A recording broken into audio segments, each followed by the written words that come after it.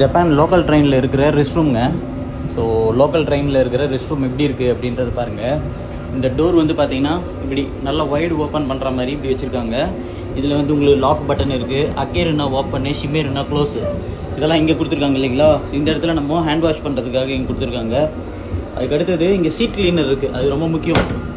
இது வந்து பார்த்திங்கன்னா வெட் டிஷ்யூ மாதிரி, இந்த மாதிரி நல்ல வெட் டிஷ்யூ இதை போட்டு வந்து நம்ம சீட்டை க்ளீன் பண்ணிக்கலாம். சீட் க்ளீன் பண்ணுறதுக்கு நம்மளுக்கு சூப்பராக கொடுத்துருக்காங்க. அதுக்கு அடுத்தது இங்கே வந்து டிஷ்யூ பேப்பர் தான். எஸ்ஓஎஸ் பட்டன் வந்து பார்த்திங்கன்னா கீழே விழுந்துட்டாலும் நம்ம இந்த எஸ்ஓஎஸ் வந்து ப்ரெஸ் பண்ணலாம். இங்கே உட்காந்துக்கிட்டே கூட இந்த எஸ்ஓஎஸ் வந்து ப்ரெஸ் பண்ணலாம்.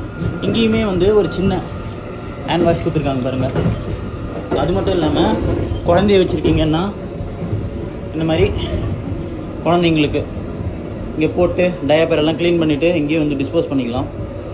வயசானவங்களுக்கு, முதியவர்களுக்காக இதெல்லாம் முடியல அப்படின்னா அவங்க ஹேண்ட் ரெஸ்ட் பண்ணிக்கிறதுக்காக, குட்டி குழந்தை கையில் வச்சுருக்கீங்கன்னா அவங்கள இங்கே உட்கார வச்சுட்டு பண்ண முடியும். ஸோ சின்ன ஒரு டாய்லெட்டாக இருந்தாலும் எவ்வளோ விஷயங்கள் பண்ணி கொடுத்துருக்காங்கன்னு பாருங்கள். ஏன்னா கோட்டு இருக்குன்னா அதை மாட்டுறதுக்கான ஹேங்கர் இங்கே கொடுத்துருக்காங்க. எதனா நம்ம லக்கேஜ் வச்சுருக்கோன்னா அதை வந்து இங்கே வைக்கலாம். சரி வாங்க கிளம்புவோம் வெளில.